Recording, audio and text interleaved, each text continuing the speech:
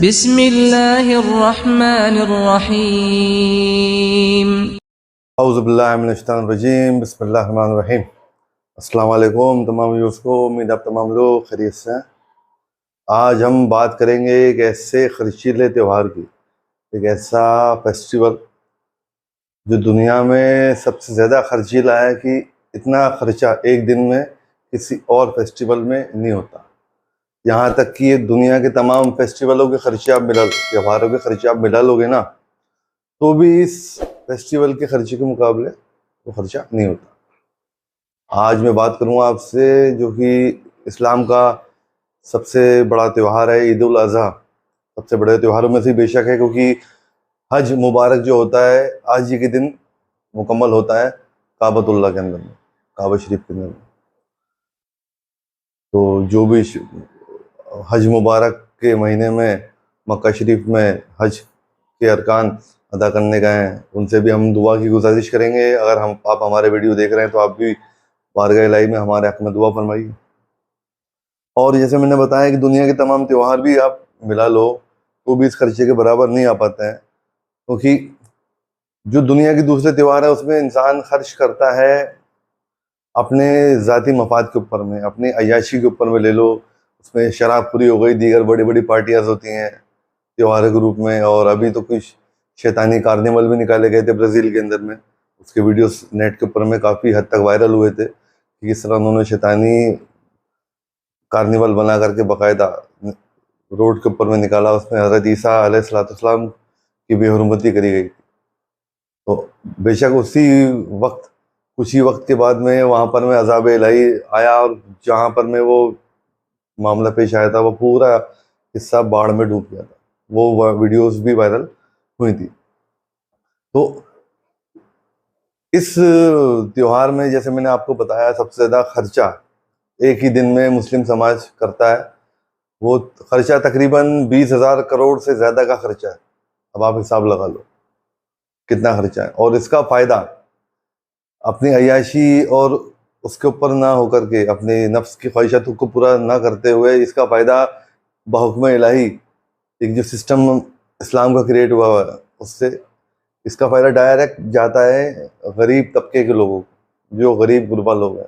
Mostly इसका फ़ायदा गरीबों को ही अल्लाह के हुक्म से पहुंचता है, जो सिस्टम क्रिएट हुआ है। क्योंकि आप सिस्टमेटिकली देखोगे 20,000 करोड़ का एक रेवेन्यू जनरेट होना, और मेन उसका रेवेन्यू का जो जनरेट होने के बाद में जो रिसीवर है उस अमाउंट का, वो गरीब गुरबा लोग ही हैं, जो कि अपने कुर्बानी के लिए बकरे अलग अलग मंडियों में, पूरे जहाँ भी हर देश के अंदर में मैं समझता हूँ मंडी वगैरह लगती होगी, ऑनलाइन भी मंडी लगती होगी आज के दौर में, तो ऐसा हाईटेक ज़माना है।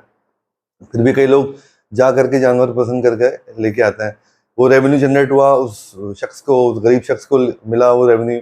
और साल में एक समझ लीजिए किसी ने 5 बकरे बेचे तो लाख 1.5 लाख का एक कम से कम लमसम में आपको बता रहा हूँ उसको फ़ायदा हुआ। तो ये उसका अच्छा एक रेवेन्यू जनरेशन हो चुका। अब वो भी उससे आगे खर्चे करेगा, अपनी फैमिली के लिए ईद मनाएगा और भी दूसरी चीज़ें। उसमें गैर मुस्लिम भाई भी हैं हमारे, जो कि अपने जानवर कुर्बानी के टाइम के ऊपर में बेचते हैं। वहाँ पर में कोई धर्म देख करके इस चीज़ को नहीं किया जाता।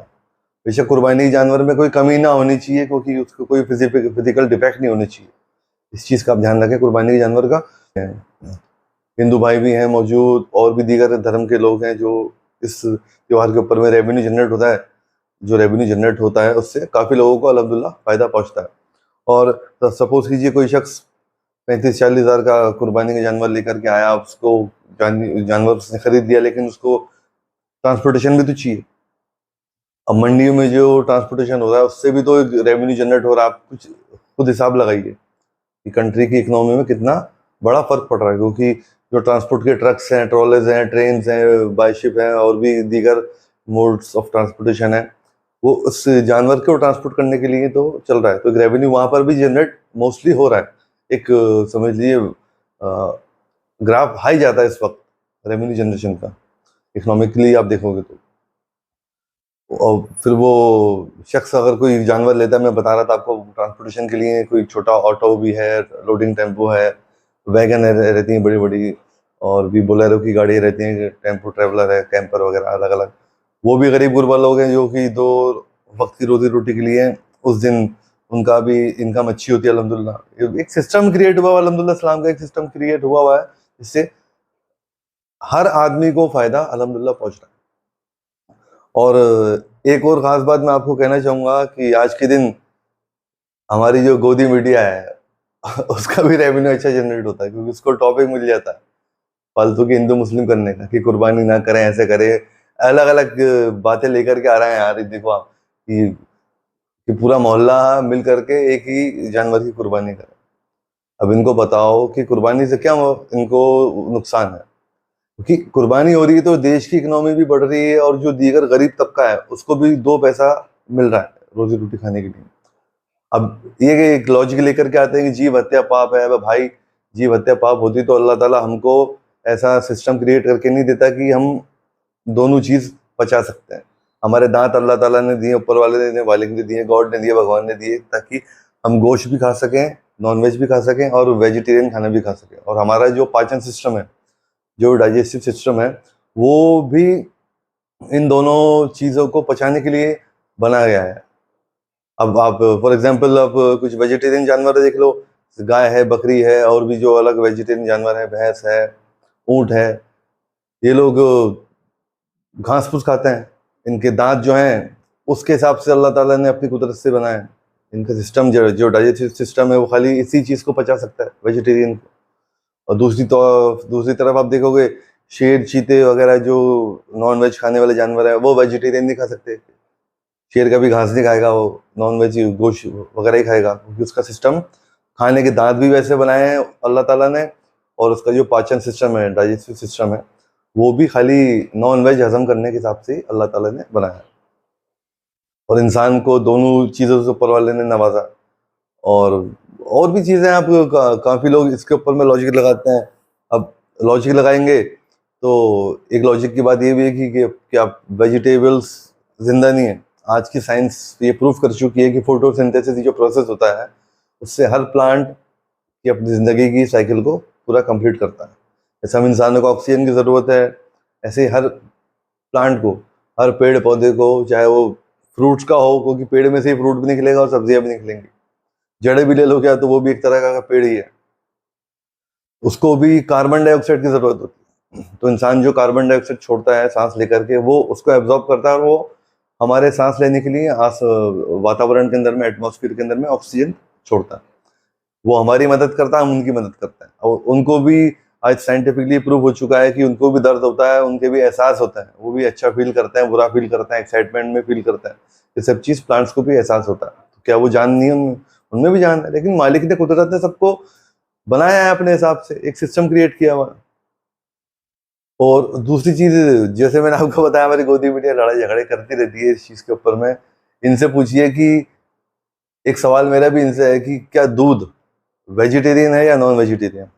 आप कुछ सोच समझ के कमेंट करके आपके तासुरात, आपके कमेंट्स जरूर बताइएगा कि दूध क्या वेजिटेरियन है या नॉन वेजिटेरियन है। मैं इसका आंसर आपको देता हूँ कि दूध जो बनता है साइंटिफिकली प्रूव हो चुका है कि वो खून से बनता है। और खून से बनने के बाद में जो उसका कंटेनर है, वो जाहिर सी बात है गोश्त के अंदर में कंटेन किया जाता है। चाहे वो दूध बकरी का हो, गाय का हो, भैंस का हो, ऊँट का हो, और भी जो दीगर जानवर हैं, अलग अलग जो मैमल्स हैं, जो इंसान ही ले लो आप, तो वो कंटेनर जो है वो तो गोश्त ही है। तो एक तरह का नॉन वेज आइटम ही तो हुआ दूध। और दूध से बनी हुई हर चीज फिर नॉन वेज ही हो गई। तो किसी का वो धर्म भ्रष्ट करने की वो नीयत से नहीं बोल रहा मैं, एक साइंटिफिकली एक चीज बात नॉर्मली आपको समझा रहा हूँ कि दूध से बनी हर चीज नॉन वेज हो गई, क्योंकि दूध एक्चुअल में बनता ही खून से है, इंसान के खून से है। और दूसरे भी जो जानवर है उसका जो मेन जो बेस है वो खून है। खून से बन करके वो केमिकल प्रोसेस से हो करके, मॉलिक्यूल्स के थ्रू डेवलप हो करके वो दूध का रूप लेता है, वो प्रोटीन बनता है बॉडी के अंदर में। मेन सोर्स उसके अंदर में प्रोटीन का होता है दूध के अंदर में। कैल्शियम के साथ साथ प्रोटीन भी काफी मात्रा में दूध में पाया जाता है। और तो क्या वो सवाल का जवाब दे सकते हैं आप भी? आपके कमेंट मैंने जैसे बताया करके, कमेंट करके बताइएगा वीडियो के अंदर में। और कुर्बानी को लेकर के जैसे मैंने आपको बताया कि इसका फायदा उनको होता है, गरीब गुरबाओं को। कुर्बानी अल्हम्दुलिल्लाह कुछ दिन में होने वाली है, और बहुत बड़ा, जैसे मैंने बताया, त्यौहार है दीन इस्लाम का ये।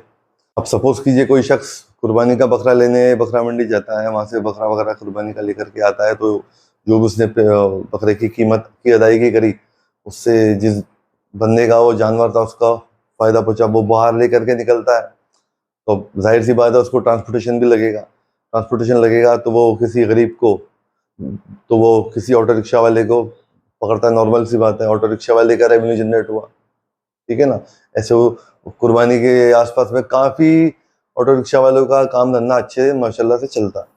उसके बाद वो पहुंचता है, कुर्बानी का दिन आता है, जो कुर्बानी करने के लिए कसाई हैं, कसाईयों को रेवेन्यू जनरेट होता है। उसके बाद में जो गोश्त है, जो जानवर का कुर्बानी का गोश्त रहता है, उसको गरीबों में ज़्यादातर तकसीम किया जाता है, कुछ हिस्सा अपने लिए रखा जाता है और ज़्यादातर हिस्सा जो है गरीबों में तकसीम करने का हुक्म है, या अपने किसी ऐसे रिश्तेदार को दो जिसके खाने की कमी हो, या कुछ गरीब गुरबाओं को उसके बाद में दो। पहले अपने रिश्तेदार का हक अदा करवाओ, जो कोई आपका पड़ोस में है, आपका रिश्तेदार है जो फाइनेंशियली कमज़ोर है, पहले उसकी मदद करो। उसके बाद में इंशाल्लाह आपके आसपास में जो भी गरीब गुरबा ख़ानदान है, घर वाले रहते हैं, उनको हेल्प कर सकते हैं आप। ये होता है। और एक चीज़ ख़ास बात मैं इस बार कहना चाहूँगा कि रेवेन्यू जनरेट तो होता है, लेकिन कुछ सिस्टम में कुछ सालों से जो चेंजेस आए हैं और एक बहुत बड़ा मसला शुरू हो गया, जिससे काफ़ी लोगों का नुकसान तो हो रहा है, वो है कुर्बानी की खाल की कीमत का, जो कि अभी आप देख सकते हो कुछ सालों से ऐसा मसला हुआ कि कुर्बानी की खाल की कीमतों में बहुत बहुत ज़्यादा गिरावट कर दी गई। मात्र 15 रुपये एक खाल की, जिस खाल के 700 रुपये मिला करते थे, और जो खालें मस्जिदों के अंदर में नॉर्मली देते थे, किसी गरीबों को भी दिया करते थे, लेकिन नॉर्मली हर मुस्लिम घर से मस्जिद के अंदर में खाल दी जाती थी। तो वो खाल से जो भी मौलाना वगैरह हैं, इमाम साहब हैं, उनका दीगर खर्चे चल जाते थे। बेशक अल्लाह के घर की खिदमत कर रहे हैं, तो ये आप तो नज़र कर रहे हैं अल्लाह के घर में, वो उनका हक है। उसके बाद ये होने से बहुत फ़र्क पड़ा है, तो एक रिक्वेस्ट सबसे मैं ये करूँगा कि खाल 15 रुपये में आप क्या बेचेंगे? 40,000 का माशाल्लाह, 50,000 का, लाखों लाख के आप जानवर लेके आ रहे हैं, 15 रुपये में उसकी खाल बेचने के लिए क्या आप गुफ्तगू करें? उस खाल को बेहतर है आप ज़मीन में गाड़ दिया जाए, उसको ऐसे काट करके ज़मीन में गाड़ दिया जाए, वो आगे फॉसिल फ्यूल का काम करेगी हमारे फ्यूचर के अंदर में, हमारी आल नस्लें जो आगे आएंगी फॉसिल फ्यूल का काम करेगी वो खाल। तो और जो मस्जिद में आप देते हैं खाल के बदले 100, 200, 300 रुपये, जो अल्लाह ने आपको तौफीक दिया आप हदिया दे सकते हैं। आप माशाल्लाह 35,000, 40,000 का जानवर खरीद सकता है आदमी लाखों का, तो 400, 500 रुपये उसके लिए बड़ी बात नहीं है। जो खाल की रकम होनी चाहिए, वो हिसाब से आप रकम मस्जिद में इमाम साहब को और जो मुअज्जिन वगैरह रहते हैं उनको देते हैं, मदरसों में देते हैं कई लोग, तो वहाँ पर मैं वो रकम अदा करते हैं। बेशक अल्लाह आपकी कुर्बानी भी कबूल करे, और ये जो खिदमत आप कर रहे हैं ये भी कबूल करे अपनी बारगाह में। और आगे बस यही मसला मेरे को कहना था कि थोड़ा ध्यान रखें, कुर्बानी का वो है, बारिश का भी सीज़न चल रहा है, जानवरों का ध्यान रखें ख़ास तौर के ऊपर में। आपको हमने वीडियो में जानवर भी काफ़ी दिखाए। तो आज का वीडियो उम्मीद करता हूँ आपको अच्छा लगा होगा, इन्फॉर्मेटिव वीडियो है, जो रेवेन्यू जनरेशन के सिस्टम के बारे में भी मैंने आपको बताया कि कितना रेवेन्यू उसमें खर्चा आता है। वीडियो को लाइक कीजिएगा, शेयर कीजिएगा, और कमेंट करके ज़रूर बताना नीचे कि आपको ये वीडियो कैसा लगा। और जो सवाल मैंने छोड़ा उसका जवाब भी इंशाल्लाह आप देखना ज़रूर। और जो लास्ट वीडियो मैंने कुर्बानी जानवरों का बनाया था, वो उसका लिंक यहाँ पर में मौजूद है, यहाँ पर में आप क्लिक करके देख सकते हो। अभी इंशाल्लाह अगले वीडियो में करेंगे आपसे मुलाकात। दुआ में याद रखो, तब तक के लिए अल्लाह हाफिज़, फ़ी अमान अल्लाह।